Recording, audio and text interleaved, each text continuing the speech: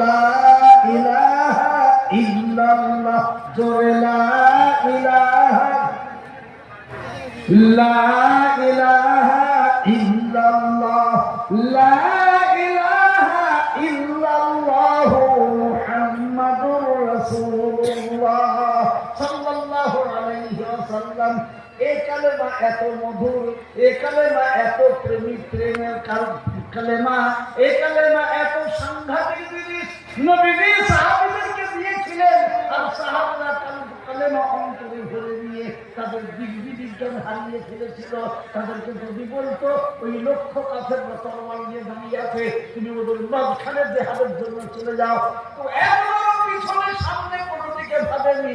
নবী বলেছেন আমি যাবো, ছুটে চলে গিয়েছেন, যে নিজের লক্ষ কোটি টাকার জীবনটাকে একেবারে শহীদ করে দিয়েছেন। সুবহানাল্লাহ, সুবহানাল্লাহ। কেমন সাহাবা বান্দি, একজনের ঘটনা একটু শুনে আপনি বুঝতে পারবো, যার নাম হযরতে হানজালা রাদিয়াল্লাহু তাআলা।